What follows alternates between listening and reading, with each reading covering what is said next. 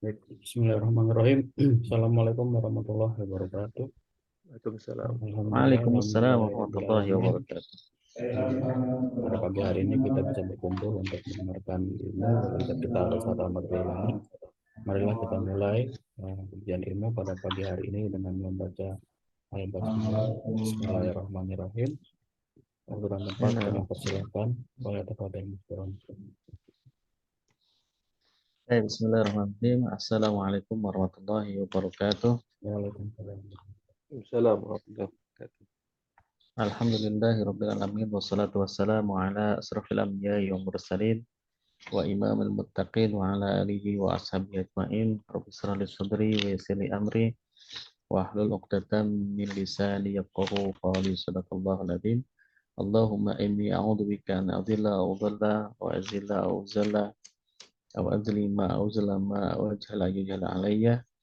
Rabbana taqabbal minna salatana wa siyamana wa ruku'ana wa sujudana wa takhassu'ana wa tawaffaqna ya Allah ya Allah ya rabbal alamin. Ikhwani wa akhwati rahimakumullah. Alhamdulillah pada pagi ini Allah Subhanahu wa taala mengizinkan kita semua untuk bersama-sama kembali di kajian rutin kita. Semoga Allah Subhanahu wa taala menjaga kita semua, memberkahi kita semua, dan memberkahi usia kita, umur kita, memberkahi harta kita, memberkahi anak-anak kita, dan senantiasa menjaga kita dari musibah, ya, yang itu bagian daripada teguran atau juga azab, ya. Karena azab Allah Subhanahu Wa Taala itu akan turun,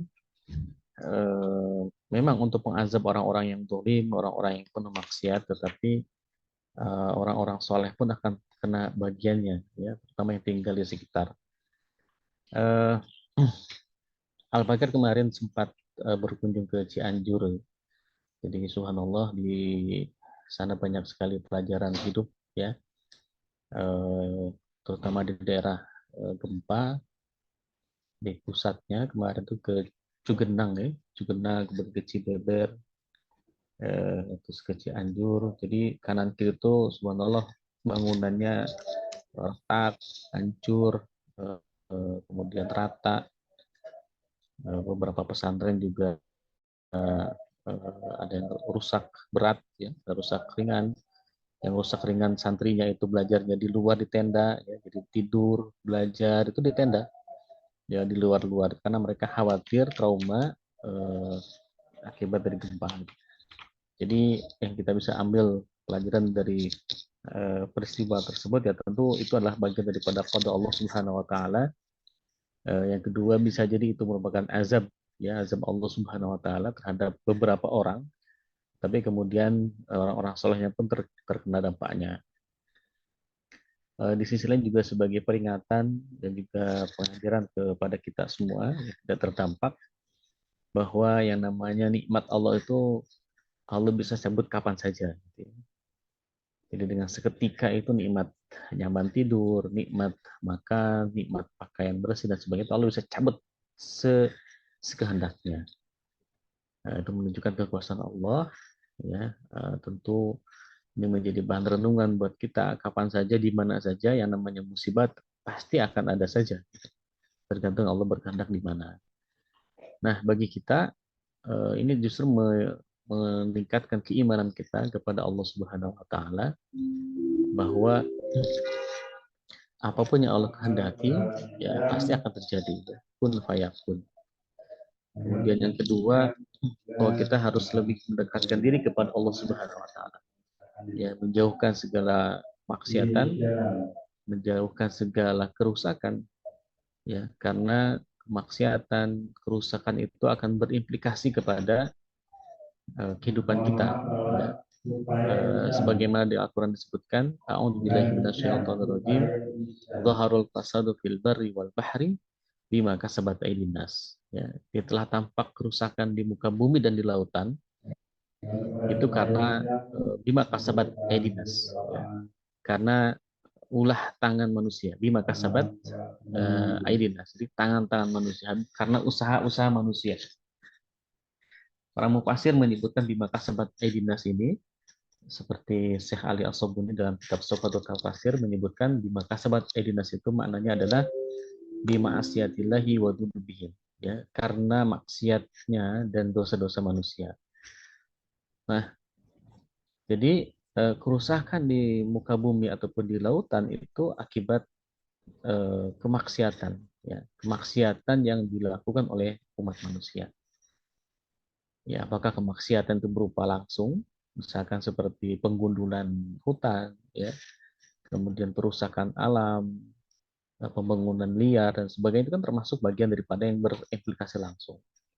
Atau yang kedua, ya, yang tidak berimplikasi langsung, seperti kemaksiatan. Kemaksiatan yang ada di muka bumi itu, atau kemaksiatan yang dilakukan oleh umat manusia itu berimplikasi kepada kerusakan di muka bumi. Kerusakan itu bisa berupa bencana, gempa, banjir, dan sebagainya. Memang menurut beberapa data, ya, ini dapat mengurangi bela sungkawa kita kepada saudara-saudara kita yang ada di Cianjur, ya. Itu beberapa data menunjukkan memang Cianjur ini menjadi salah satu kota dengan tingkat LGBT yang tinggi, ya.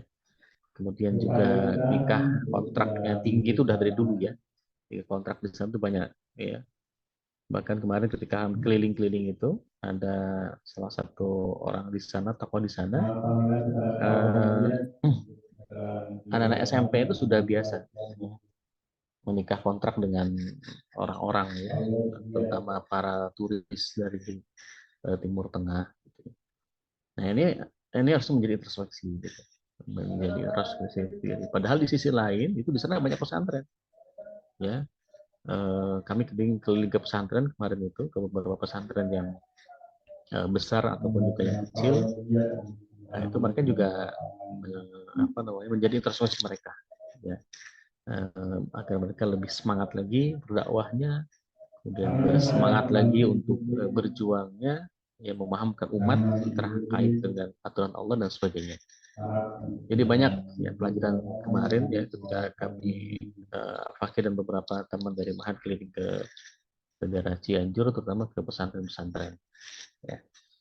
Baik, ikhwani wa akhwatikumullah, itulah salah satu bagian dari rasa syukur kita, ya, bahwa kita memang masih di daerah yang mungkin tidak terdampak langsung gempa, tapi rasanya kan juga kita merasakan, ya. Jadi kejadian di tanggal 20-an November itu kan terasa ke sini. Kemudian kemarin juga terasa lagi turingan, entah di mana itu, ya. Jadi kayaknya Indonesia ini sedang banyak musibah, ya. Banjir, kemudian gempa, Merapi, ya, di Semeru, dan beberapa lokasi lain. Nah, tidak menutup kemungkinan itu, naudzubillah min dzalik, ya. Kita berlindung kepada Allah Subhanahu wa taala, kita membersihkan hati kita menjaga amalan kita agar senantiasa dekat kepada Allah Subhanahu wa taala, ya. Apalagi ada isu terjadi gempa yang besar, ya, katanya pergeseran lempeng bumi, gitu, ya, yang itu bisa terjadi di daerah Lembang atau di mana saya lupa, ya. Kan apa namanya tuh berita terheboh sekarang itu dari BMKG, akan terjadi gempa lebih dahsyat lagi, ya, bahkan berpotensi tsunami sampai puluhan meter tingginya. Ya, kita berlindung kepada Allah Subhanahu wa taala, semoga Allah menjaga kita, ya, menjaga kita semua. Dan ikhwani wa akhwatikumullah, pada hari ini kita akan melanjutkan kembali kajian kita di kitab atau di buku diskursus, ya, pemikiran Islam politik spiritual, dan sekarang kita membahas tentang doa, ya, tentang kedudukan doa dalam Islam. Nah, sebelum kita masuk ke slide, ada hadis yang ingin Fakir sampaikan. Nah, hadis itu ada di kitab Al-Arba'un An-Nawawiyah yang ditulis oleh Al-Imam Al-Alam Al-Muhaddis Al-Faqih Muhyiddin Abi Zakaria Yahya Ibni Syaraf An-Nawawi rahimahullah ta'ala. Jadi ditulis oleh Imam Nawawi, yang hadis ini sudah masyhur, ya. Di Ma'had sendiri banyak santri yang sudah hafal. Jadi isinya itu ada 42 hadis, ya, 42 hadis yang berkaitan dengan masalah akidah, syariat, gitu, ya. Dan hadis-hadis ini disebut sebagai Jam'ul Jawami, Ya, para ulama menyebutkan hadis arba'in ini sebagai jam'ul jawami. Nah, jam'ul jawami itu apa? Jam'ul jawami itu adalah hadis yang isinya itu singkat-singkat tapi padat maknanya. Ya, padat makna. Jadi ya walaupun ada juga yang panjang, tapi kebanyakan singkat-singkat ya. Singkat-singkat dan itu padat makna yang sudah eh, yang sudah melingkupi masalah akidah, ya, kemudian juga masalah syariat, ya, kemudian juga masalah hati, akhlak, adab, gitu ya. Nah di sini ada semua, ya. Nah, makanya ada seorang syekh, gitu ya, ketika mengajarkan kitab Arba'in Nawawi ini, seandainya antum semua bisa menghafal 42 hadis ini, maka antum itu seolah-olah sudah memahami agama secara keseluruhan, gitu ya. Ya, memahami agama secara keseluruhan. Maka kemudian murid-murid Syekh ini menghafalkan hadis-hadis ini sampai kemudian mereka hafal, dan mereka itu sebenarnya murid-murid Syekh ini tukang bangunan ya. Nah, ketika mereka ngobrol dengan teman-temannya dan mereka menyampaikan hadis-hadis yang ada di kitab Al-Arba'un An-Nawawi ini, ya, lalu teman-temannya takjub ya. Dari mana kamu belajar sampai kamu paham betul dengan agama Islam ini? Nah, ternyata yang karena mereka sudah menghafal hadis ini, ya, sudah menghafal hadis ini. Baik, ikhwani wa akhwati rahimakumullah. Hadis atau Imam Nawawi ini beliau termasuk ulama besar ya, sebagai Al-Imam Al-Hafiz. Al-Hafiz itu berarti sudah layak disebut sebagai ulama hadis ya. Jadi ada salah satu gelar ulama hadis yang disebut dengan Al-Hafiz. Ada Al-Hafiz Ibnu Imam Nawawi, ada Al-Hafiz Ibnu Qudamah ya, dan Al-Hafiz lainnya. Dan menariknya Imam Nawawi ini, beliau ini belum sempat menikah, gitu ya. Jadi karena sibuknya dengan ilmu, ya, sibuknya dengan menggali, mencari ilmu, menulis ilmu, mengajarkan dan belajar, sampai kemudian beliau tuh lupa untuk menikah. Ya, bukan tidak mau menikah, tapi lupa menikah, gitu ya. Jadi ibarat kata dengan wanita itu kayaknya udah lupa. Gitu. Nah beda dengan kita ya. Kita tuh ingatnya wanita, yang ilmu yang lupa. Kebalik. Ya, taib. Jadi ilmunya banyak yang lupa, ya. Tapi kemudian wanitanya tuh diingat terus, ya, sampai ke bawah mimpi ya. Makanya yang sudah sampai taraf seperti itu, sampai ke bawah mimpi itu bagusnya sudah langsung nikah ya, langsung dicarikan atau langsung berikhtiar untuk mencari istri ya, sehingga dengan itu bisa sakinah ya. Karena sakinah itu kan artinya tenang, dan yang salah satu yang bisa membuat tenang itu adalah istri, wanita ya. Nah, makanya istri itu harus dicari yang bisa menenangkan ya, yang bisa menenangkan. Yang menenangkan itu apa? Nah, banyak para hadis-hadis yang memberikan rekomendasi istri sejenis apa, istri menjadi model apa yang bisa menenangkan hati. Ya tentu ya, yang paling penting adalah lidiniha, ya kan? Lidiniha karena agamanya ya, bukan karena yang lainnya. Walaupun yang lainnya itu seperti paras mukanya, ya, kecantikannya maksudnya, kemudian keturunannya, dan kesuburannya, ya, nah, itu menjadi bagian dari salah satu salah satu yang menjadi bahan pertimbangan kita. Baik, ikhwani wa akhwati rahimakumullah. Jadi ada hadis Rasulullah SAW yang berkaitan dengan masalah doa, gitu ya. Nah, ini hadis ini akan terlihat ya syarat apa sehingga doa kita itu bisa dikabulkan, ya, dikabulkan oleh Allah Subhanahu wa taala. Ada hadis yang diriwayatkan oleh Imam Muslim, termasuk juga Imam Bukhari di situ, bahwa suatu ketika muncul seorang laki-laki ya, Parubaya ya, Parubaya ini menurut kisah Rasulullah ya, Parubaya yang datang ke ke Masjidil Haram ya. Ada yang mengatakan itu ke Ka'bah.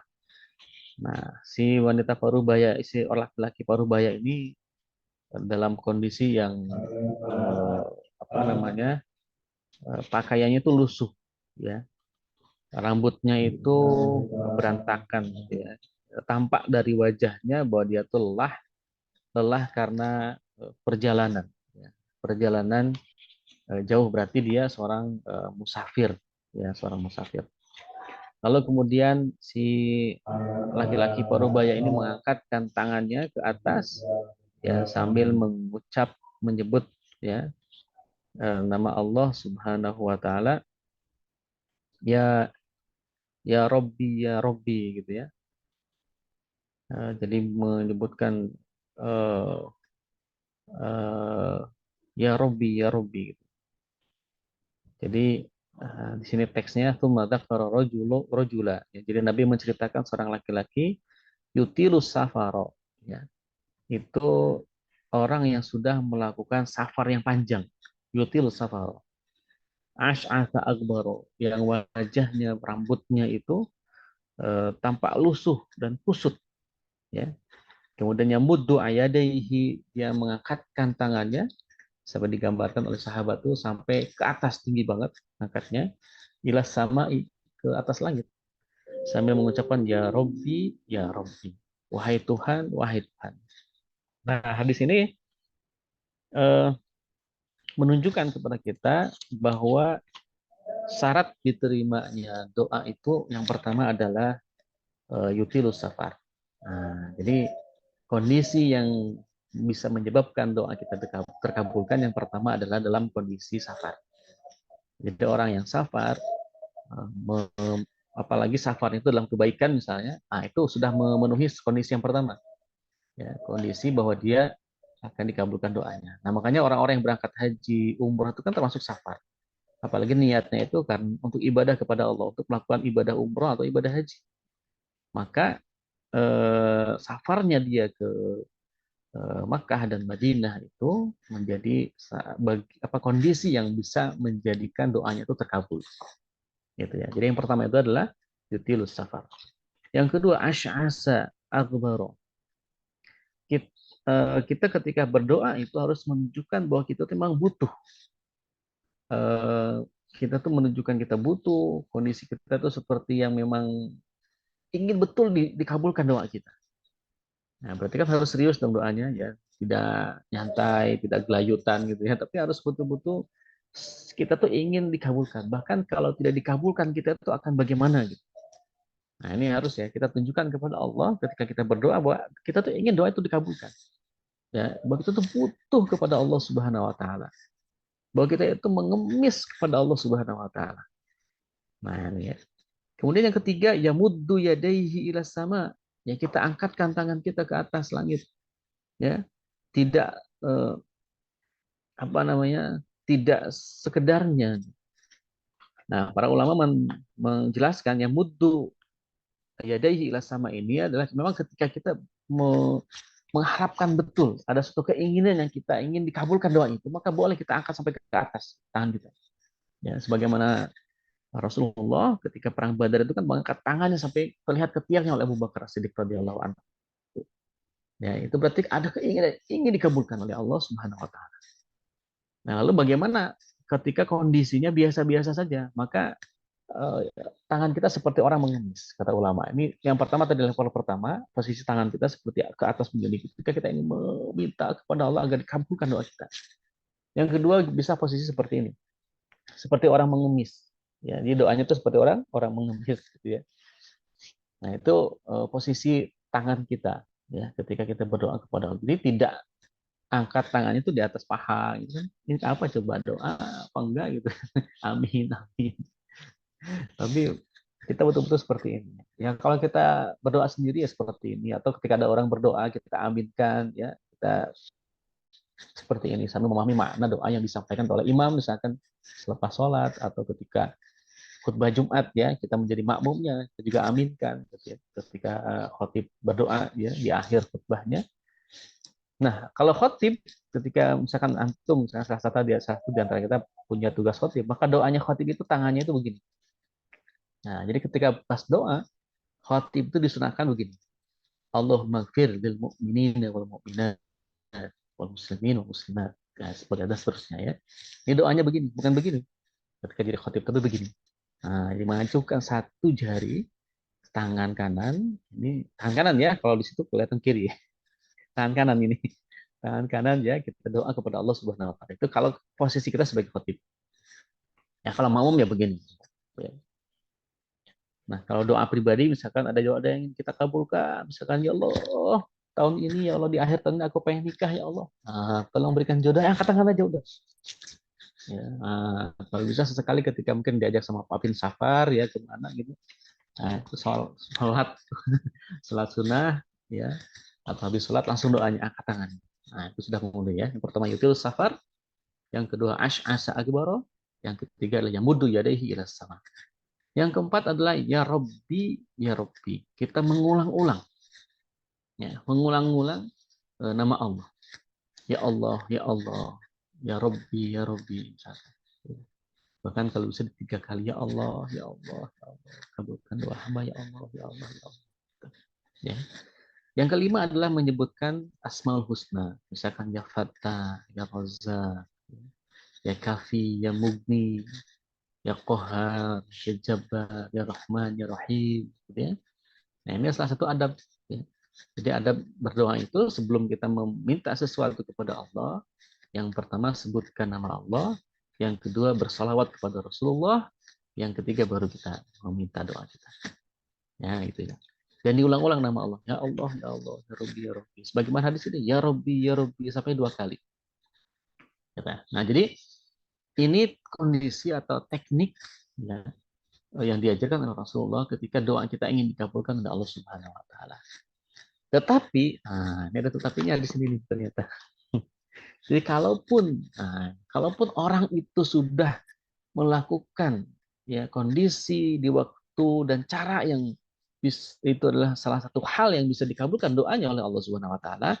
Tapi kalau wamat amuhu haramun, wa masrabuhu haramun, wa malbasuhu haramun, wa ghudhiya bil harami, fa anna yustajaba lidzalik, kata Rasulullah. Tapi kalaupun dia sudah melakukan ya cara berdoa yang itu 100% bisa dikabulkan oleh Allah Subhanahu wa taala, tapi kalau makanannya ya haram, minumannya itu haram, pakaiannya haram, waghudhiya bil haram, dia dikasih nutrisi atau gizi yang haram, fa anna yustajaba lidzalik. Maka bagaimana mungkin doanya bisa dikabulkan?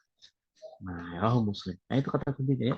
Kalaupun misalkan doa kita tuh sekencang-sekencangnya, tangan kita diangkat ke atas, kita istighosah rame-rame misalkan. Tapi kalau makanan kita itu haram, ya, dari korupsi misalkan, dari mencuri, dari apa namanya, dari ketidakriduan orang lain, kemudian pakaian kita didapatkan harta, kita pakai untuk beli pakaian kita dari harta yang haram, ya. Kemudian anak-anak kita dikasih gizi yang haram pula. Kita pun juga memakan makanannya punya nutrisi dan gizi yang haram juga. Maka fa'ana yustada bidzalik, maka kata Rasulullah bagaimana mungkin yang seperti itu bisa dikabulkan.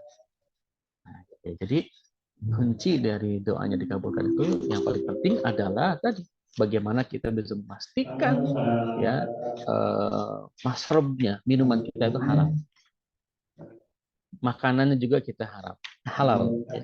Pakaian yang juga itu halal, dan gizi yang kita makan, nutrisi yang kita makan pun itu juga halal. Maka insya Allah ketika kita sudah bisa pastikan itu semua, lalu kita lakukan cara berdoa yang tadi disampaikan di awal, insya Allah maka Allah akan mengabulkan doa yang kita sampaikan. Gitu kira-kira. Nah, ini hadis awal sebagai mukadimah dari kajian kita. Lalu sebenarnya apa sih, bagaimana konsep doa dalam Islam gitu ya? Ini sebenarnya materi ini lanjutan dari materi-materi sebelumnya terkait dengan tawakal, terkait dengan koda-koda, terkait dengan konsep rizki, terkait dengan konsep kematian. Ini nyambung semua. Ini nyambung, insya Allah. Nah, bagaimanakah kedudukan doa dalam Islam? Ya, jadi sebagian umat Islam saat ini memahami bahwa doa dapat dijadikan sebagai jalan, thariqah, untuk menyelesaikan berbagai masalah yang dihadapi. Nah, ini memang sebagian orang itu seolah-olah doa itu sebagai satu-satunya jalan untuk menyelesaikan berbagai masalah yang dihadapi oleh dirinya, ya.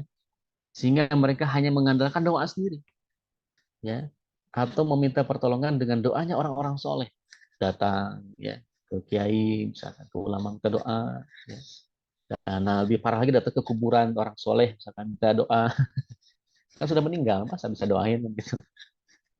Nah ini kadang-kadang sampai rame-rame itu kan ziarah kubur, ya, kemana-kemana. Ya kalau niatnya ziarah kubur itu untuk introspeksi diri ke kita sebagai bagian dari zikrul maut misalkan, ya enggak apa-apa. Kalau niatnya itu agar dia punya doa bisa dikabulkan, nah, itu tidak bisa, ya. Itu tidak bisa. Nah, bahkan kemudian mereka enggan berusaha, ya, tidak mau ikhtiar, ya. Upaya yang ditempuh itu hanya satu, yaitu doa aja kepada Allah. Hanya doa saja, ya. Tidak melakukan ikhtiar yang bisa dia lakukan. Nah, mereka berharap, ya, atau senantiasa mengharapkan munculnya keajaiban daripada doa-doa itu. Nah, ini adalah pemahaman umat. Sehingga yang terjadi umat itu menjadi fatalis, ya, diam, ya. Ketika ada masalah, dah kita doa aja, ya. Ada tetangganya bermaksiat, apa kita doain aja. Gitu. Tidak ada upaya untuk melakukan amar ma'ruf nahi munkar, mengingatkan dan sebagainya. Nah, tapi di sisi lain ada juga umat Islam yang malas berdoa. Kalau doa itu malas. Ciri-ciri doa malas itu kalau doa itu tangannya nggak pernah ke sini, bawah itu kan. Amin sambil ngantuk, ya. Amin, amin. Ini malas, ya. Karena mereka tidak yakin bahwa doanya itu akan dapat menyelesaikan masalah hidup yang dihadapi. Ini kebalikannya justru. Ya, jika mereka berdoa hanya sebatas formalitas belaka. Ya, misalkan habis acara, ya, acara kajian, acara, kita tutup dengan doa. Sehingga doanya pun hanya sekedarnya atau ala kadarnya saja. Yang penting sudah doa. Tidak terlalu berharap doanya itu akan dikabulkan. Nah, ini fenomena umat di sisi lain. Sehingga orang-orang yang seperti ini, model yang kedua ini, mengandalkan ikhtiarnya. Nah, jadi mereka sangat mengandalkan ikhtiar. Nah, jadi yang pertama itu tadi, ya, dia mengandalkan doa. Nah, ini orang yang kedua itu mengandalkan ikhtiar, tidak berharap daripada doa. Nah, ya, jadi ada dua pemahaman, ada dua model yang dipahami oleh umat terkait dengan doa. Lalu sebenarnya bagaimanakah kedudukan doa itu? Nah, Rasulullah SAW bersabda, ya, ad-du'a'u mukhul ibadah. Jadi doa itu adalah puncaknya ibadah atau otaknya ibadah. Ya, jadi doa itu dari sini kita bisa lihat merupakan bagian daripada ibadah. Ya, berarti doa itu bagian dari hukum syariat. Ada hukum tentang doa. Ada perintah dari Allah dan Rasulnya agar kita berdoa. Jadi doa itu disebutnya mukhul ibadah. Walaisa syai'un akramu 'ala Allahi minad du'a. Tidak ada sesuatu yang lebih mulia di sisi Allah melainkan daripada doa. Ini hadis riwayat Ibnu Majah dari Abu Hurairah. Kemudian hadis lagi yang lain, man lam yas'alillaha yaghdab 'alaihi. Ya, siapa saja yang tidak mau memohon sesuatu kepada Allah, maka Allah akan murka kepadanya. Ya, jadi siapa saja yang tidak mau memohon atau berdoa kepada Allah Subhanahu wa taala, meminta sesuatu apapun kepada Allah, yaghdab 'alaihi, maka Allah akan murka. Allah akan benci kepada orang tersebut. Nah, dari sini kita bisa simpulkan berarti doa itu merupakan bagian daripada perintah Allah. Dan bisa jadi merupakan perintah yang hukumnya itu wajib. Kenapa wajib? Karena di situ mengandung celaan, mengandung ancaman, ya, mengandung ancaman dari Allah Subhanahu Wa Taala bagi siapapun yang meninggalkan doa, ya kan? Nah, jadi kan pertama hadis ini kalau kita kumpulkan mengandung pujian, doa mukhul ibadah. Nah, ketika ada satu aktivitas ibadah yang mengandung pujian, kemudian juga di sisi lain ketika kita tinggalkan doa itu mengandung celaan, itu bisa berimplikasi kepada tolab berjazim, tolak perintah yang pasti, perintah yang tegas maksudnya. Nah, tolab berjazim itu nanti turunannya menjadi hukum wajib. Kan kalau kita belajar usul fikih itu, ya, itu kan tidak semua kalimat perintah dalam Al-Quran Al-Hadis itu kan berimplikasi wajib, tergantung. Tergantung kalau implikasinya apa, kalau korinahnya itu tegas, ya, maka itu bisa menjadi perintah wajib. Nah, korinahnya tegas itu bisa dengan adanya pujian pada kalimat atau ibadah tertentu, atau adanya ancaman atau kecaman dari Allah dan Rasulnya ketika ditinggalkan. Nah, doa ini bisa berimplikasi bahwa doa itu menjadi suatu kewajiban bagi umat Islam. Jadi kedudukan doa dalam Islam yang pertama adalah doa bagian daripada ibadah, doa bagian daripada perintah Allah Subhanahu wa taala. Bahkan kemudian dalam hadis lain yang lain, sallallahu min fadlihi fa innallaha yuhibbu an yus'al. Mintalah kalian semua kepada Allah min fadlihi, dari keutamaannya atau dari kemurahannya. Fa innallaha, karena sesungguhnya Allah yuhibbu, ya, mencintai, ya, atau senang an yus'ala, kepada orang yang meminta atau ketika diminta. Nah, jadi justru Allah itu ketika diminta oleh kita sesuatu justru senang, ya, bukan malah tidak senang. Ya, makanya para sahabat itu dulu sampai masalah kecil pun itu mereka itu berdoa. Selain berikhtiar, mereka berdoa agar apa yang diminta itu dikabulkan. Misalkan hilang sendal, itu mereka doa. Ya. Hadis yang lain misalkan ma min muslimin yad'u bi da'watillahi illa atahullahu iyyaha aw sarrafa anhu minas su'i mislih. Tidak ada seorang muslim pun, ya, di muka bumi ini yang berdoa kepada Allah Subhanahu wa taala illa kecuali atahullahu iyyaha, kecuali Allah akan mengabulkan doanya. Ya. Au sarrafa, atau dijauhkan anhu darinya minas su'i mislih, dari keburukan atau musibah yang serupa. Nah, jadi doa itu bisa dikabulkan di dunia dengan apa yang kita minta, bisa juga salah satu dari dikabulkan doa itu adalah kita dijauhkan dari musibah atau keburukan yang ada di hadapan kita. Ya. Nah, jadi hadis-hadis tersebut kemudian ditambah juga hadis yang ini yang terakhir, ya, ma min muslimin yad'u bi da'watin laisa fiha ismun wala qati'atun illa a'tahu Allahu biha ihda thalath, imma an yu'ajjila lahu da'watah wa imma an yudakhiraha lahu fil akhirah wa imma an yusarrifa anhu su'a mithlaha. Nah, jadi tidak ada seorang muslim pun yang berdoa dengan doa yang tidak mengandung dosa dan memutus hubungan silaturahim kecuali Allah akan memberikan kepadanya satu di antara tiga hal. Nah, inilah cara Allah mengabulkan doa kita. Ya, syaratnya apa? Syaratnya adalah tidak dosa. Yang kedua, tidak memutus tali silaturahim. Apa itu? Yang pertama adalah imma ayu ajjilalahu da'watah. Allah akan menyegerakan, ya, dikabulkannya doa itu. Ya. Jadi yang pertama itu apa? Yu'ajjilalahu, mensegerakan baginya dakwatahu, permintaannya, doanya. Allah kabulkan langsung. Kapan itu? Ya segera. Ya, makanya kadang kan kita kalau doa sama Allah tiba-tiba ada yang langsung dikabulkan. Masya Allah, ya. Baru saya aja doa pengen ketemu antum misalnya, ketemu. Nah, gitu ya. Berarti Allah segerakan permintaan itu. Nah, jadi yang pertama. Wa imma, yang kedua, wa imma an yudakhiruha lahu fil akhirah, atau Allah tangguhkan, ya, doanya atau pengabulannya di akhirat dengan pahala, misalkan dengan surganya Allah Subhanahu wa taala. Ya, minta kepada Allah sesuatu, kemudian kita lihat kok nggak dikabul-kabulin ini, ya. Padahal saya sudah beribadah, misalkan.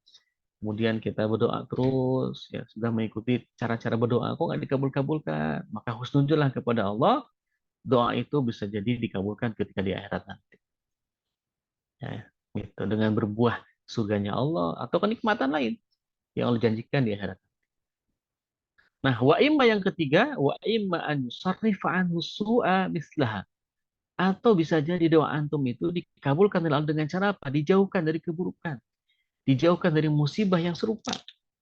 Ya, musibah yang terjadi di tengah-tengah dia. Ya, misalkan dia, ya, berdoa kepada Allah, ya, ingin memiliki rumah itu, misalkan ya, ingin membeli rumah itu segera, kok nggak dikabul-kabulin gitu ya. Nah, ternyata rumah itu ketika terjadi gempa, retak dan hancur, rata dengan tanah. Maka kemudian dia pun akan bersyukur kepada Allah, Masya Allah. Ya, untung kita nggak mau beli itu kok nggak dapat gitu ya, nggak jadi ternyata rumah itu akan hancur.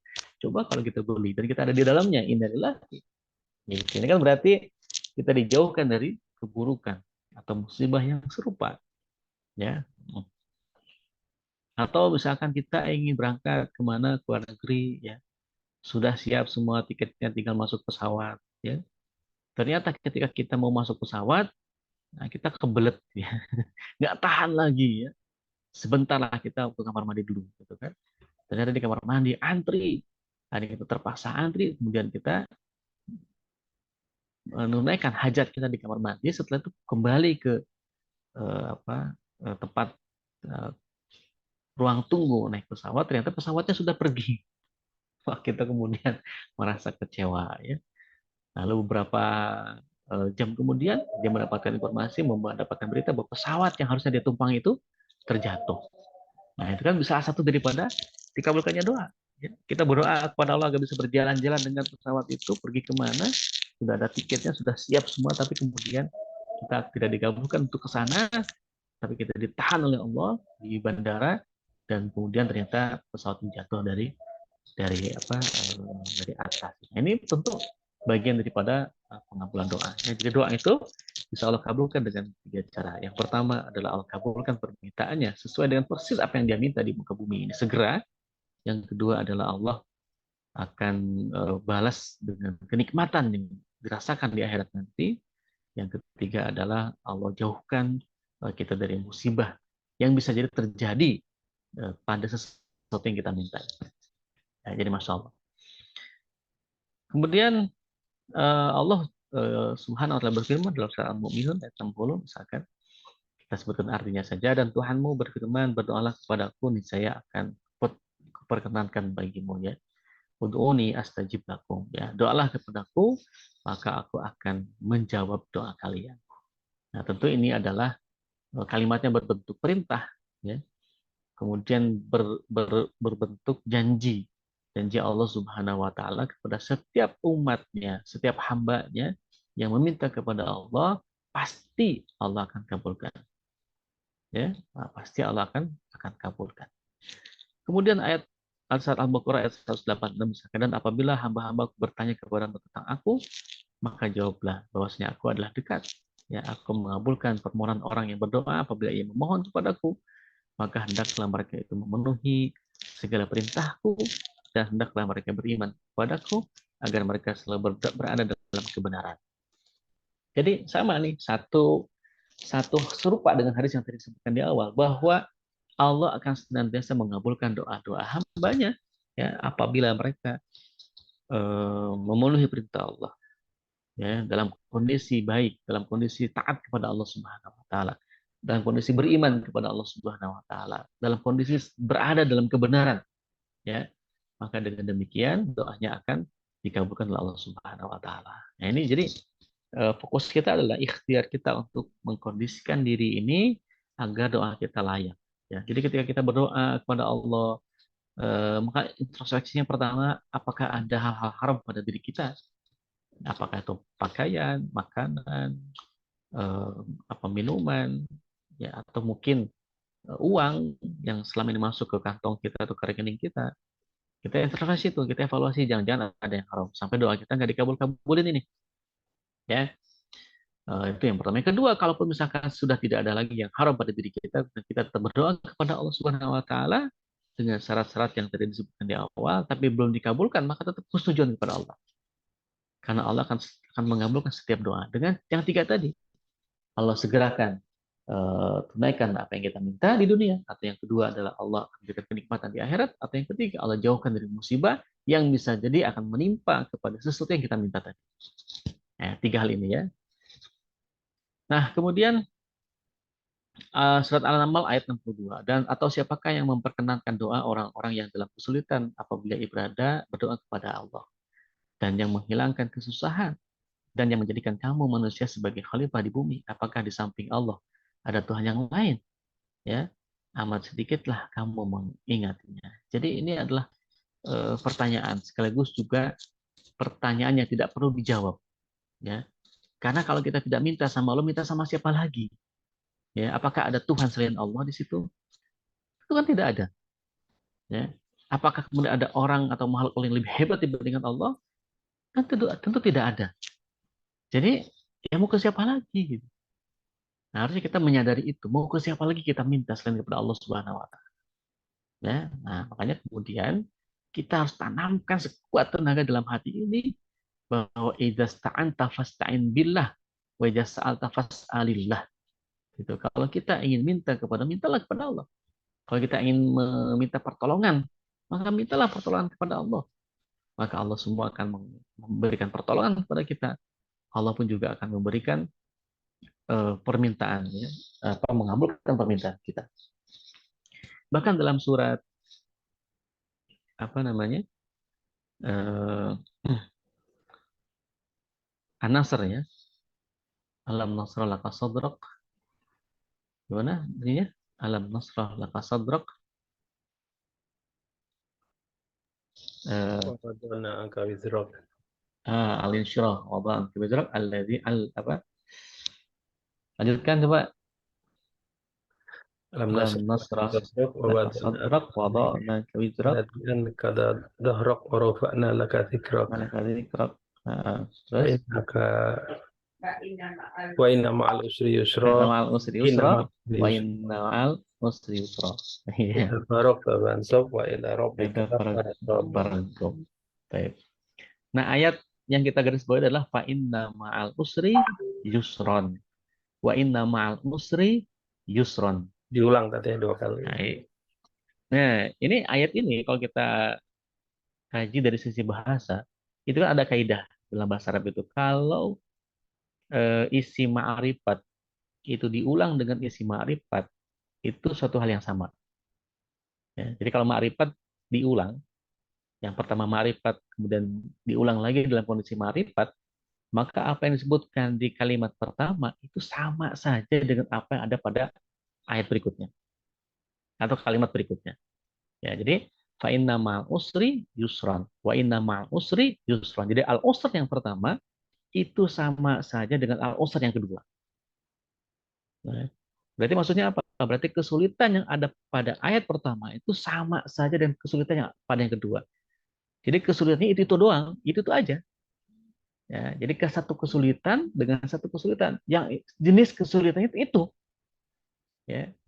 Nah, jadi kesulitannya cuma itu saja. Nah, jadi kesulitannya itu cuma satu. Tetapi beda dengan isim nakiro.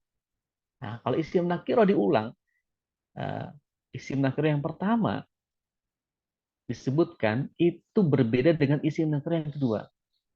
Berarti maknanya al-ukhur, makna lain. Nah, kalau kita lihat ayat ini, fa inna ma usri yusra wa inna ma usri yusron akhar. Gitu. Nah, jadi kesulitan yang pertama dengan yang kedua itu sama, satu kesulitan, jenisnya sama. Tetapi yusronnya, kemudahan yang pertama itu berbeda dengan kemudahan yang kedua. Artinya satu kesulitan ya itu akan memiliki banyak kemudahan. Nah, itu Allah itu yang menetapkan demikian. Jadi kalau kita menghadapi masalah yang itu aja, maka bersyukurlah. Kenapa? Karena Allah akan memberikan solusi yang banyak. Gitu. Allah akan memberikan kemudahan yang banyak, lebih daripada satu. Karena kaidah bahasa Arab itu begitu. Ya, kan salah satu mukjizat Al-Quran itu kan karena gaya bahasa, karena bahasanya kan gitu. Nah inilah. Jadi yusron yang pertama, kemudahan yang pertama itu berbeda dengan kemudahan yang kedua. Ya. Jadi masalah yang itu saja. Kalau kita punya masalah itu aja masalah, maka bersyukurlah karena Allah akan memberikan kemudahan yang tidak cuma satu kemudahannya, lebih daripada satu, bisa dua, bisa tiga, bisa empat dan seterusnya. Artinya jalan keluar itu lebih banyak daripada kesulitan yang kita hadapi. Nah, ini harus kita pegang ya. Satu kesulitan saja, Allah kasih jalan keluar yang banyak, lebih daripada satu. satu kesulitan. Dan biasanya manusia itu menghadapi kesulitan cuma itu doang. Itu aja, coba aja. Permasalahan umat manusia itu aja. Ya kalau tidak masalah goriza atau masalah hajatul uluhiyah, ya kan? Kalau istilah kasarnya itu masalah manusia itu ya perut dan di bawah perut. Itu kan istilahnya itu. Itu mewakili itu. Perut itu berarti masalah jasmani, makanan, minuman, ya. Kalau di bawah perut itu kan masalah goriza. Goriza itu kan ada goriza bako, goriza tadayun, goriza nau, ya kan? Tiga hal itu goriza. Jadi masalah manusia itu hanya berputar sekedar kebutuhan jasmani, hajat dunia, dan goriza. Itu saja. Berarti apa? Allah telah siapkan banyak solusi.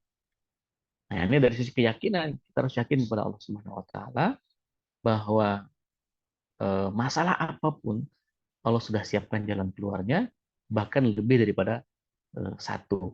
Ya, jadi satu kesulitan saja Allah kasih jalan keluar yang lebih daripada satu.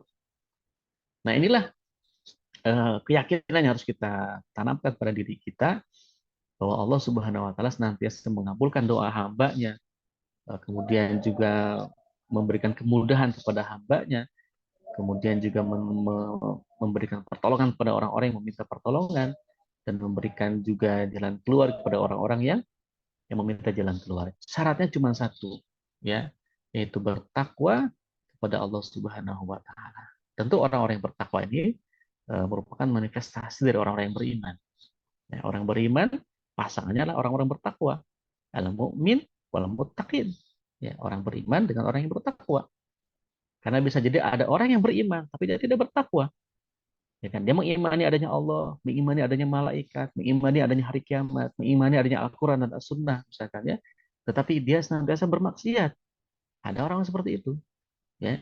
Tapi orang-orang yang bertakwa itu harus orang-orang yang beriman. Tidak mungkin dia bertakwa kalau dia tidak beriman.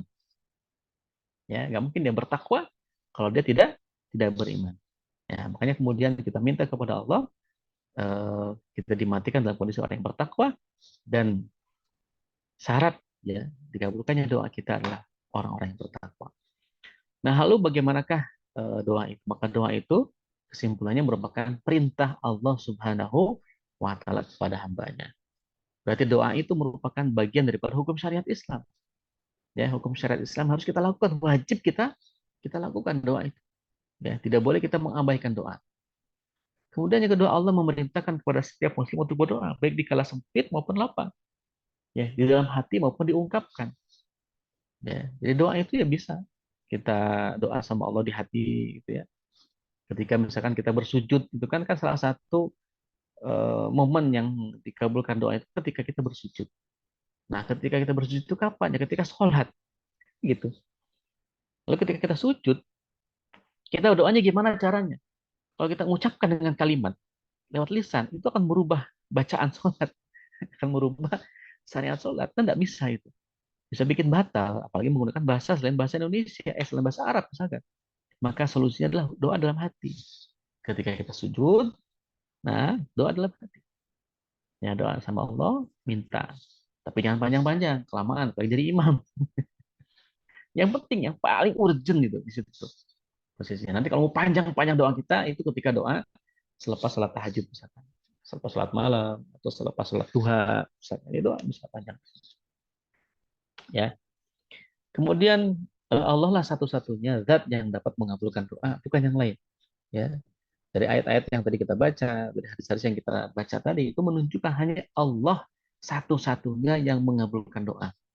Tidak ada satupun yang bisa mengabulkan doa kecuali hanya Allah Subhanahu wa taala. Kemudian malaikat juga bisa memanjatkan doa kepada kita. Ya. Jadi kan kadang-kadang suka ada kalimat malaikat itu melaknat, ya, melaknat orang-orang yang berkata kasar, ya, atau mengancam orang lain. Itu Allah Rasul malaikat melaknat. Nah, makna laknat di situ adalah doa. Nah, jadi malaikat mendoakan ya keburukan kepada orang-orang yang suka mengancam, ya, mengancam orang lain. Jadi, ternyata orang yang mengancam orang lain itu termasuk aktivitas yang dilaknat oleh malaikat, diharamkan, ya. Walaupun itu bercanda, walaupun itu bercanda. Ya. Eh, Misalkan dengan apa kita menodongkan ya isyarah ya bil hadid ya kita menunjuk saudara kita dengan besi. Ya, besi itu maksudnya dengan benda tajam, bisa pedang, pisau, atau pistol atau apapun itu yang bisa membahayakan orang lain. Kita tunjuk ke dia, isyarah, yusiru bil hadid. Ya, telah pada disebutkan kalau kita yusiru bil hadid ila wajhi akhihi kepada wajah saudaranya, maka malaikat akan melaknat dia sampai dia kemudian menghentikan tunjuknya itu. Nah, jadi banyak kalau nunjuk teman itu jangan pakai benda tajam ya. Walaupun itu bercanda. Kenapa? Karena dengan menunjuknya kita dengan benda tajam kepada orang lain itu akan mempengaruhi atau sudah membuat takut teman kita, membuat takut sahabat kita. Itu akan bikin takut itu. Ya, apalagi benda tajam, pisau misalkan. Ya, ayo, ayo, ayo gitu. Kamu ya, awas ya. Misalkan. Ini tidak boleh. Sampai kita melepaskan tunjukannya, selama kita makin lama makin nunjuk, maka selama itu pula malaikat akan mendoakan keburukan buat kita. Artinya Allah akan malaikat melaknat kita. Artinya malaikat mendoakan kita jauh dari rahmat Allah Subhanahu wa taala. Nah, itu hati-hati ya. Makanya jangan ngeprank-prank pakai begituan. Yang kedua dikhawatirkan itu terjadi kesleo atau tidak sengaja. Jadi malah membahayakan orang lain. Ya, jadi malaikat juga mendoakan kepada kita ya bagi orang-orang yang berdoa kepada Allah Subhanahu wa taala. Nah, perlu dipahami bahwa doa itu tidak dapat mengubah ilmu Allah. Ya, doa itu tidak mengubah ilmu Allah. Maksudnya apa? Karena ilmu Allah itu maksudnya Allah Maha mengetahui segala sesuatu. Ya, bahwa Allah tahu orang ini akan celaka. Allah tahu orang ini akan mendapatkan keberuntungan. Allah tuh tahu. Ya. Tapi doa yang kita panjat itu tidak akan bisa mengubah itu semua. Artinya apa? Ya tidak akan berubah maha tahu. Allah gimana kita? Ya kan tenang aja. Kan kita nggak tahu ilmu Allah sebagaimana. Nah, apa ilmu Allah itu? Kan kita nggak tahu. Itu masalah gaib. Ya. Ilmu Allah itu adalah hanya Allah yang tahu. Nanti kita nggak bakal tahu dong kondisi kita beberapa tahun ke depan. Nggak ada yang tahu. Maka doa itu tetap harus kita panjatkan. Jangan kemudian pesimis. Kayaknya saya mah ahli maksiat nih. Gitu kan. Udahlah saya kebelanjur aja ke maksiat itu setan. Nah, justru kita harus berusaha ya untuk berusaha menjadi orang-orang yang taat kepada Allah Subhanahu wa taala. Dan doa tidak dapat menolak qada Allah. Artinya apa? Kalau Allah sudah menghendaki di satu negeri itu terjadi musibah, walaupun kita berdoa kepada Allah sebanyak-banyaknya, itu tidak akan pernah bisa menolak qada Allah. Ya. Jadi kalau Allah sudah menetapkan sesuatu ya sudah. Ya, kita tinggal mengambil hikmahnya saja. Kita tinggal mengambil ibrohnya, pelajaran yang terhadap musibah yang Allah berikan kepada kita. Ya, gitu. Ya kan ada orang bercanda gitu kan, dia ingin mendapatkan jodoh ya.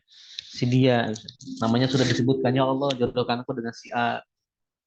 Kalau tidak dijodohkan dengan si A ya Allah maksa dia pokoknya harus dengan si A ya Allah. Nggak bisa tidak. Kalau nggak bisa dengan yang lain ya Allah misalkan begitu. Ya kalau memang jodohnya bukan ke dia ya nggak bisa juga gitu. Ya. Kalaupun dia sudah nikah, ya ceraikan dia, nikahkan dengan aku. Kalaupun dia misalkan sudah apalah itu ada doa itu ada begitu itu tidak bisa. Apapun doa kita tidak bisa. Kalau sudah Allah tetapkan demikian. Kemudian juga doa tidak dapat mencabut qadar Allah. Kita nggak bisa kita doa sama Allah cabut ya api ini biar padam atau biar dingin, tidak bisa juga. Kalau memang Allah tidak menghendaki tidak akan bisa. Tapi kalau Allah menghendaki bisa saja. Ya, ada beberapa kejadian yang menimpa orang-orang soleh. Seperti misalkan sahabat Nabi, ya, seperti Amr bin As. Ya. Amr bin As itu kan pernah berdoa kepada Allah agar dia bisa menyeberangi sungai Tigris. Ya. Dulu disebutnya sungai Dajlah. Ya, ketika berperang melawan sekutu Romawi. Sekutu Persia. Ya. Itu kan Amr bin As menyeberangi sungai Tigris itu. Ya, menyeberangi sungai Tigris tanpa tenggelam. Dengan kuda-kudanya, dengan pasukannya. Maksudnya kan qadar Allah itu tidak berlaku itu. Bukan berlaku dalam arti Allah sudah mencabut qadarnya sendiri untuk mengabulkan doa si hamba soleh ini. Para nabi ya tentu ya mereka punya mukjizat seperti tidak terbakar api dan sebagainya. Gitu ya. Doa tidak dapat merubah hukum sebab musabab. Gitu ya. Artinya bahwa kalau gravitasi itu ada ya tetap ada. Gitu ya. Itu sebab musabab. Kalau jatuh pasti ke bawah. Kalau kita berdiri di depan rel kereta api, kemudian ada kereta api lewat, ya kalau kita tidak pindah tetap tertabrak gitu. Tidak kemudian kita doa sama Allah agar kereta itu berhenti, ya nggak bisa juga gitu. Itu kan memang sudah sebab musabab. Ya. Ya kalau Allah menghendaki bisa saja, maksudnya secara sunatullahnya gitu ya. Nah, oleh karenanya doa tidak boleh dijadikan jalan satu-satunya untuk menyelesaikan masalah. Jadi kita tidak menjadikan doa sebagai satu-satunya jalan untuk menyelesaikan masalah. Tetap doa menjadi bagian daripada solusi dalam menghadapi masalah. Nah, maka doa itu ada area yang menguasai manusia, ada area yang dikuasai manusia. Nah, yang menguasai manusia itu area dikabulkannya doa. Itu dari Allah semata. Sesuai permintaan ditunda atau diubah oleh Allah. Ya. Ini adalah area di luar kehendak kita. Ini Allah semua. Ya. Kita minta sama Allah, ya, bisa dikabulkan oleh Allah dengan sesuai permintaan, bisa juga dikabulkan ditunda di akhirat nanti, diberikan kenikmatan di akhirat, atau yang ketiga tadi, ya Allah menjauhkan kita dari musibah. Nah, yang manusia apa yang dikuasai manusia itu adalah kita harus berdoa. Ini merupakan bagian dari perintah Allah dan bagian daripada ibadah Allah. Ini mencari pahala. Jadi berdoanya kita itu dalam rangka melaksanakan perintah Allah. Karena Allah perintahkan kepada kita untuk berdoa, gitu ya. Dan ini akan dihisab. Dihisab dari sisi apa? Dari sisi apakah kita berdoa atau tidak ketika ada masalah, atau tidak berdoa. Ya, karena doa itu hukumnya wajib. Kita harus berdoa itu hanya kepada Allah, bukan kepada yang lain. Ya. Yang kedua, dari sisi apakah doa yang kita panjatkan itu sesuai dengan syariat atau tidak.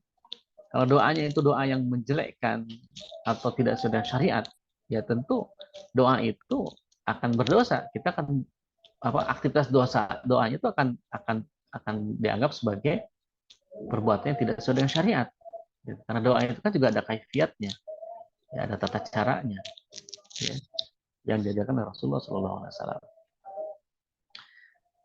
Nah, maka berdoa itu kita bisa lakukan sebelum, ya, selama, dan sesudah ikhtiar. Gitu. Yang menguasai manusia, kita meyakini bahwa Allah akan mengabulkan doa, yakin bahwa Allah akan selalu membantu kita memunculkan semangat dalam berikhtiar. Kenapa? Karena Allah akan menjadi penyangga. Ya. Dan yang kita hanya bisa melakukan apa? Tidak, kita akan senantiasa terikat dengan syariat Allah, bertakwa tadi agar doa kita dikabulkan, kemudian terikat dengan sunnatullah, dan tidak akan mudah putus asa. Ya, jadi kita tidak menjadi orang-orang yang hanya mengandalkan doa saja.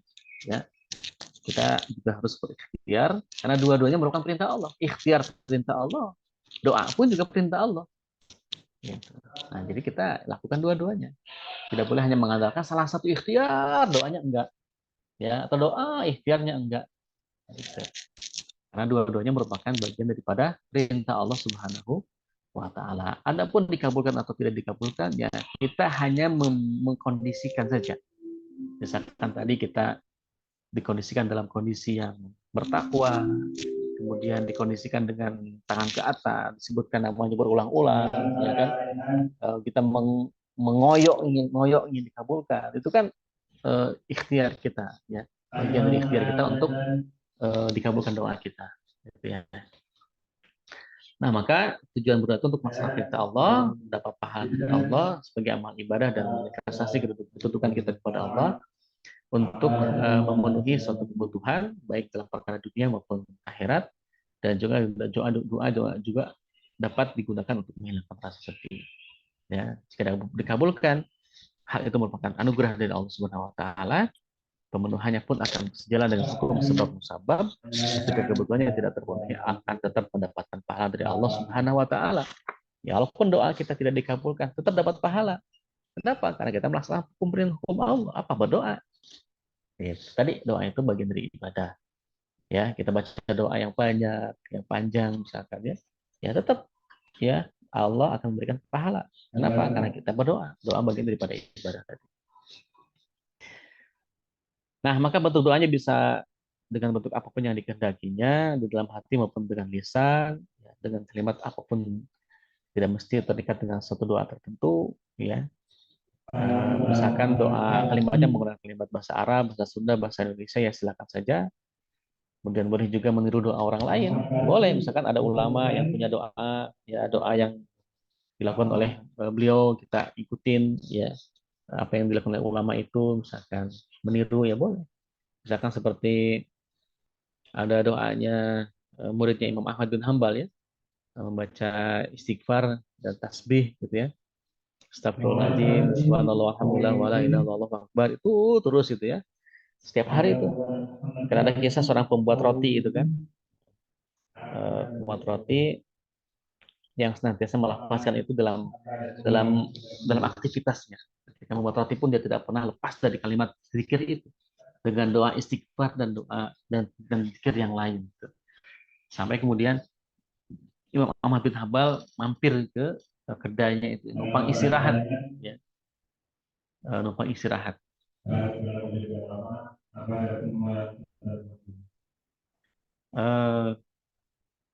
Boleh ditanya sama Imam Ahmad bin Hambal, apa yang kau dapatkan dengan zikir tadi? Kata si pemotong roti, aku sudah mendapatkan semua. Apa yang aku minta itu Allah kabulkan semua. Oh, alhamdulillah katanya. Cuma ada satu yang belum dikabulkan oleh Allah katanya.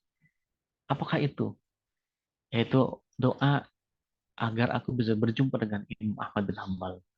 Kata Imam Ahmad bin Hambal, Masya Allah, Subhanallah katanya. Telah sempurna doamu wahai hamba. Maksud kamu apa? Orang yang engkau minta untuk datang itu adalah aku. Aku itu digiring ke sini oleh Allah Subhanahu wa taala. Aku ini betul-betul tidak betah tinggal di rumah. Aku gelisah sampai aku keluar dari rumah dan aku jalan tanpa tujuan. Dan aku digeser ke sini, ke tempatmu, ke rumahmu. Itu gara-gara doa kamu ternyata. Masya Allah. Maka itulah istiqomahan ya, istiqomah doa ya. Makanya doa itu kalau memang belum dikabulkan terus saja ya. Makin sering kita mengetuk pintu Allah, maka Allah akan kemungkinan membukakannya itu akan lebih besar lagi. Jadi jangan sampai kita putus asa ketika doa-doa kita belum dikabulkan oleh Allah Subhanahu wa taala. Terus ya kita berdoa, ya berdoanya aja dapat pahala gitu ya. Insyaallah. Nah, namun yang lebih utama adalah mengikuti doa sebagaimana yang tercantum dalam Al-Qur'an dan Al-Hadis ya. Ada banyak doa-doa yang mungkin antum sendiri sudah tahu ya, yang tercantum di Al-Qur'an, misalnya seperti Rabbana la tu'akhidna in nasina wa akhtana, Rabbana wa la tahmil 'alaina isran kama hamaltahu 'ala alladziina min qablina, Rabbana wa la tahmil 'alaina isran kama hamaltahu, Rabbana wa la tuhammilna ma la taqata lana bih, wa'fu 'anna waghfir lana warhamna anta maulana ansurna 'alal qaumil kafirin. Ya, itu juga doa. Dan juga banyak yang lainnya insyaallah. Baik, mungkin demikian ya materi kita terkait dengan doa. Mudah-mudahan pertama kita paham posisi doa dalam Islam ya. Yang kedua kita melakukan dua hal ya dalam aktivitas kita sehari-hari. Yang pertama adalah ikhtiar terus ya terhadap apapun yang kita usahakan dan upayakan ikhtiar kita itu sejalan dengan syariat Allah. Yang kedua adalah doa terus ya. Nah, jadi ikhtiar dan doa itu satu hal yang tidak bisa dipisahkan. Waalaikumsalam, silakan saya kembalikan kepada Anda Ustaz. Baik Ustaz, terima kasih atas pemaparan, atas ilmu yang dipaparkan selama kurang lebih 1 jam ini. Ya, silakan teman-teman jika ada yang bertanya boleh ketik di kolom chat atau open mic kalau sudah sampai dalam sesi tanya jawab. Silakan.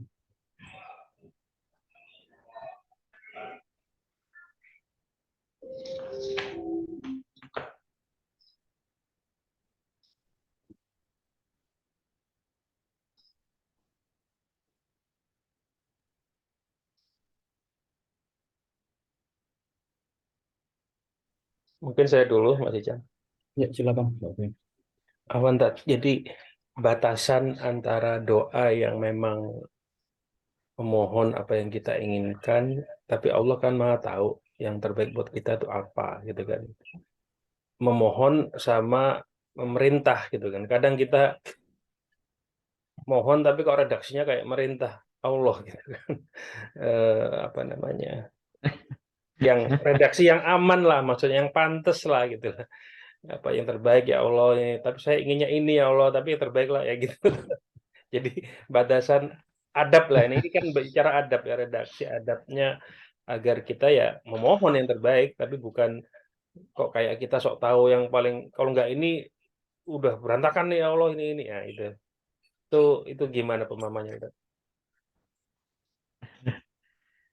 Iya, eh, memang kalimat-kalimat doa ya, kalimat doa itu kan gini, dalam bahasa Arab itu ada kalimat perintah. Jadi kalimat perintah itu ada levelnya.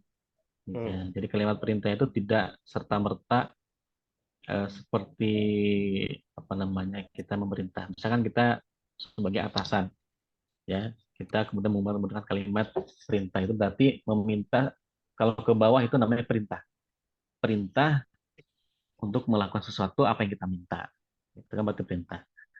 Nah, kalau ke atasan itu bukan perintah, tapi permohonan. Nah, permohonan. Ya, jadi bukan perintah. Karena dalam beberapa doa pun itu kalimatnya kalimat perintah. Coba aja salat duha. Kalimatnya gimana coba? Allahumma inna duha aduha ukawal baha baha wa jama jama wal quwwata quwwata wa quwwatuka wa ya Allah wa in kana rizqu fis samai ya Fansilhu. fanzilhu. Kan perintah itu. Kalau rezeki itu ada di langit maka turunkanlah ya Allah.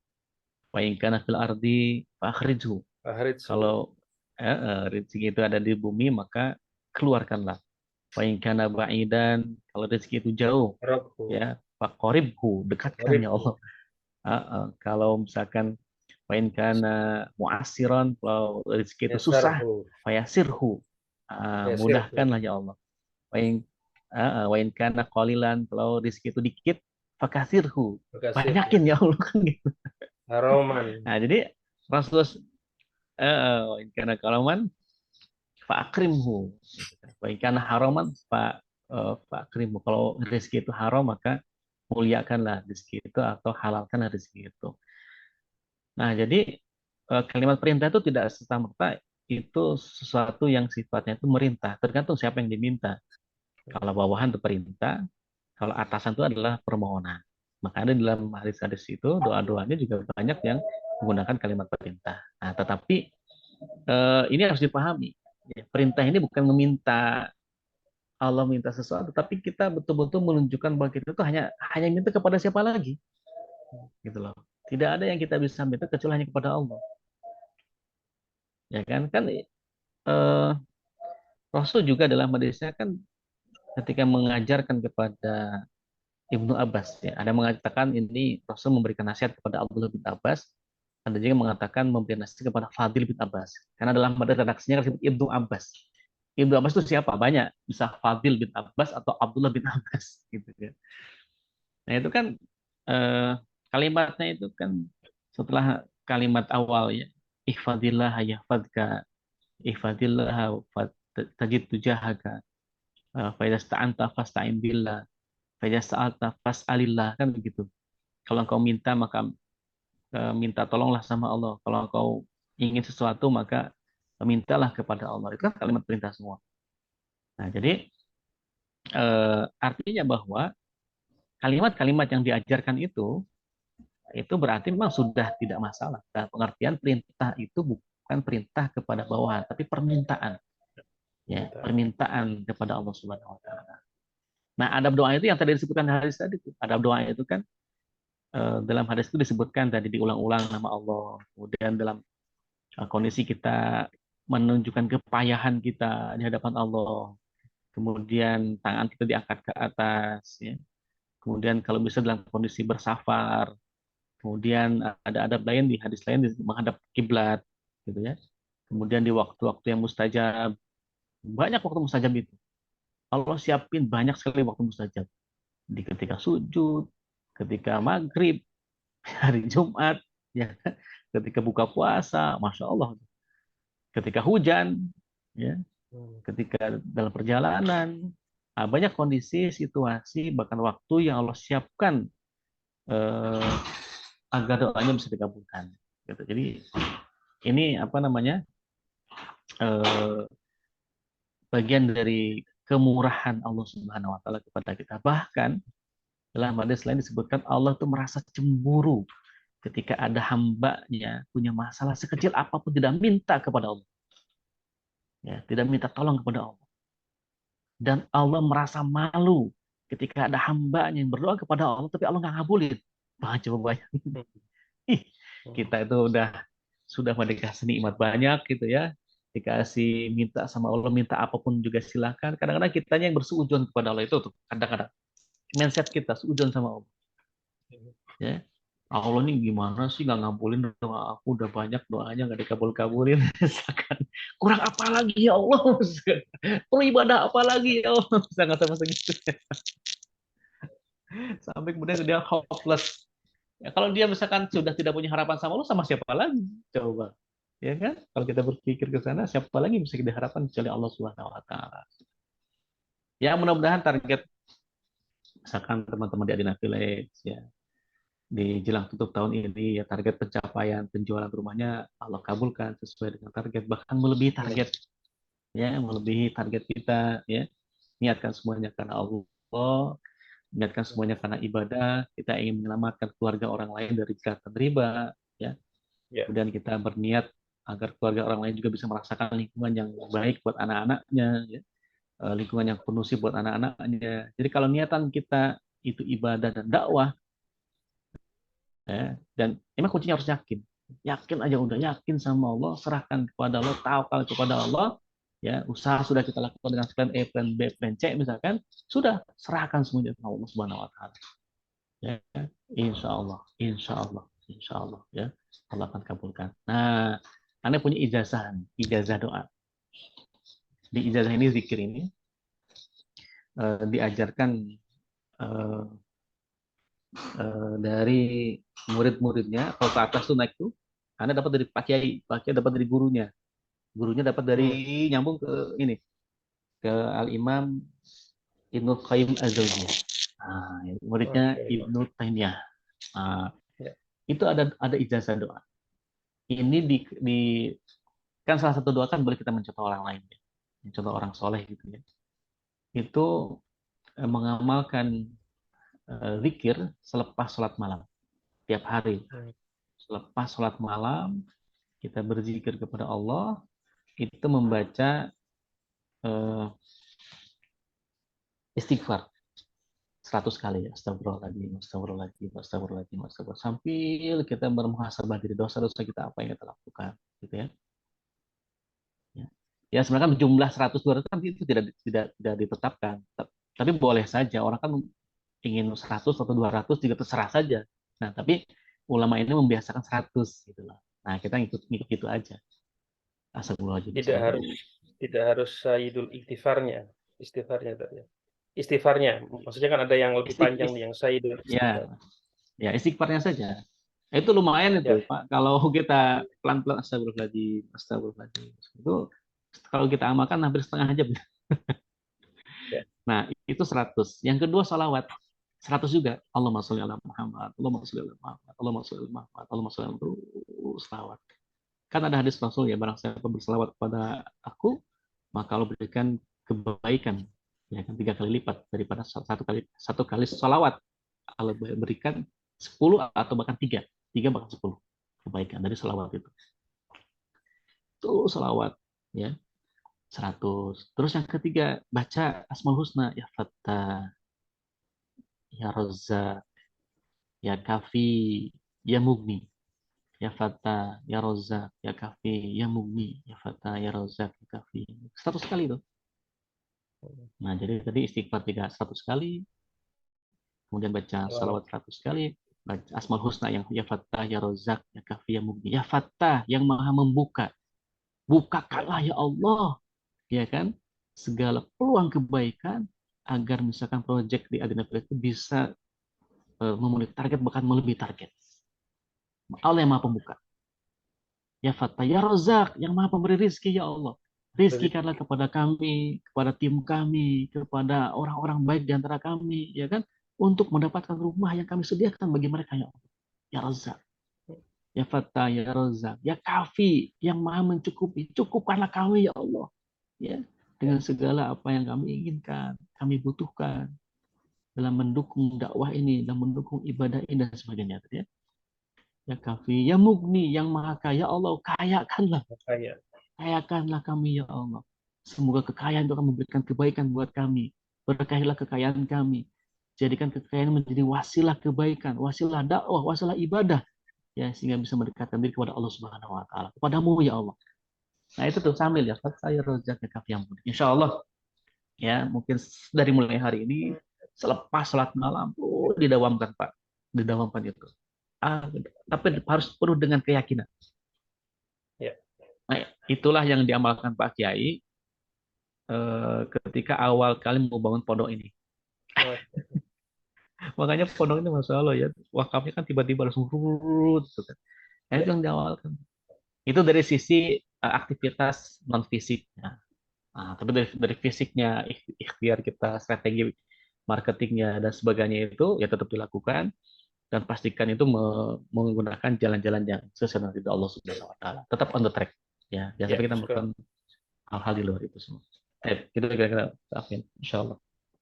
Ustaz, terima kasih atas jawaban yang diberikan. Mungkin kita langsung saja ke sesi doa, Ustaz. Di akhir sesi daripada kajian ini, mohon Ustaz untuk dipimpin doa untuk apa namanya pencapaian marketing yang untuk tahun, dan juga agar dakwah Assalamualaikum properti Ustaz. syariah ini.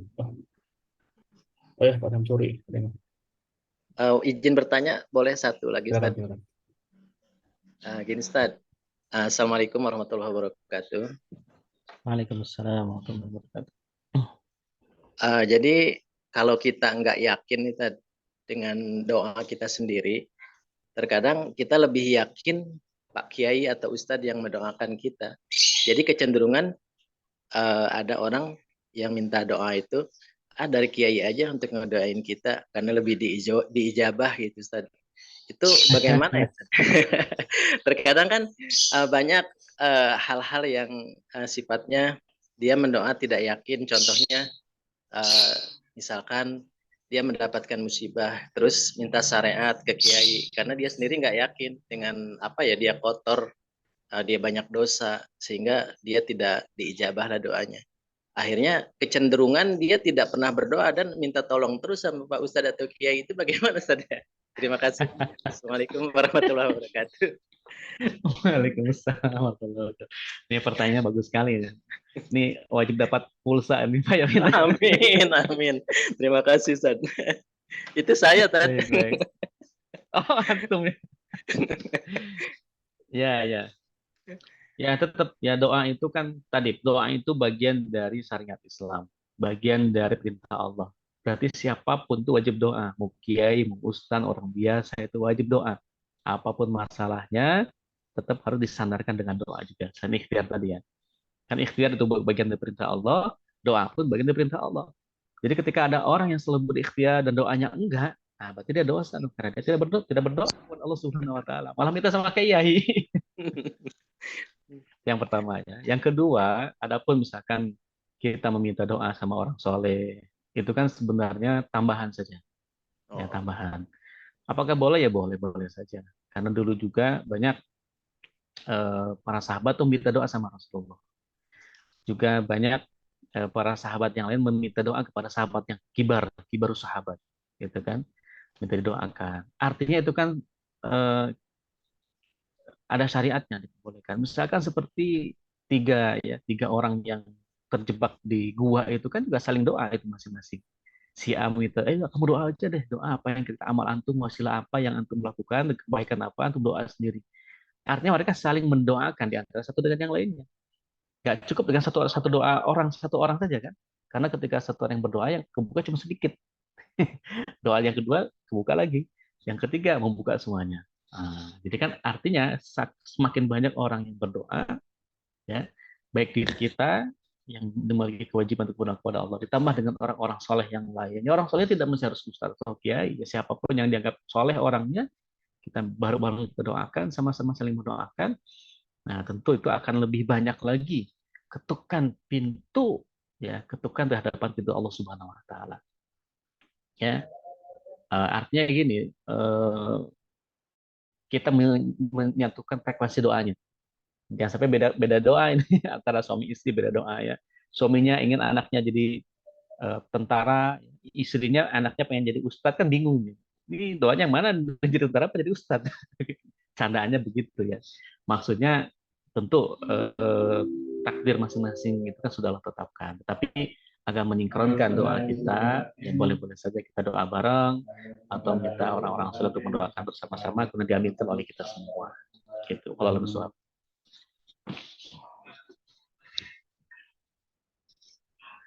Itu Kang. Ya, Ustaz. Terima kasih atas jawaban dari Ustaz yang diberikan. Akhirnya sampai kita Makasih juga Ustaz di atas jawabannya. ya, syukron. Nah, sama-sama Pak. Akhirnya sampai juga kita di akhir sesi daripada kajian pada pagi hari ini. Bahkan Ustaz untuk dipimpin doa untuk apa namanya agar dana affiliate ini bisa mencapai target yang telah ditetapkan, dan juga agar dakwah properti syariah ini semakin masif, semakin luas, semakin banyak yang mendapatkan manfaat dari properti syariah. Alhamdulillah Bismillahirrahmanirrahim. Allahumma shalli wa sallim ala sayyidina Muhammad wa ala sayyidina Allahumma ya kafi ya rahman ya rahim ya fatah ya razak ya kafi ya mughni. Allahumma rabbana atina min ladunka rahmah wa hayyi lana min amrina rasyada. Allahumma ya hayyu ya qayyum bi rahmatika astaghitsu aslih li sya'ni kullah wa la takilni ila nafsi tarfata ain. Ya hayyu ya qayyum bi rahmatika astaghitsu aslih li sya'ni kullah wa la takilni ila nafsi tarfata ain. Ya hayyu ya qayyum bi rahmatika astaghitsu aslih li sya'ni kullah ولا تكلني إلى نفسي طرفة عين. اللهم يا فتاح يا رزاق اللهم اكفنا بحلالك عن حرامك اللهم اكفنا بحلالك عن حرامك واغننا بفضلك عمن سواك. اللهم اكفنا بحلالك عن حرامك واغننا بفضلك عمن سواك. اللهم رب اشرح لي صدري ويسر لي امري واحلل عقدة من لساني يفقهوا قولي. يا حي يا قيوم يا فتاح يا رزاق اللهم حسن مقاصدنا اللهم حسن مقاصدنا اللهم لا سهل إلا ما جعلته سهلا. اللهم ربنا ولا تحمل علينا إصرا كما حملته على الذين من قبلنا. ربنا ولا تحملنا ما لا طاقة لنا به واعف عنا واغفر لنا وارحمنا أنت مولانا فانصرنا على القوم الكافرين. اللهم ربنا تقبل منا دعاءنا وقيامنا وصلاتنا وصيامنا وعباداتنا وكل عملنا ويسر كل أمورنا وتقبل دعاءنا يا الله يا أرحم الراحمين. اللهم إنا نسألك رضاك والجنة ونعوذ بك من سخطك والنار. اللهم يسر كل أمورنا ولا تعسر. اللهم يسر كل أمورنا في هذا الأمر ولا تعسرها يا الله. اللهم ربنا آتنا في الدنيا حسنة وفي الآخرة حسنة وقنا عذاب النار وقنا عذاب النار. سبحان ربك رب العزة عما يصفون وسلام على المرسلين والحمد لله رب العالمين.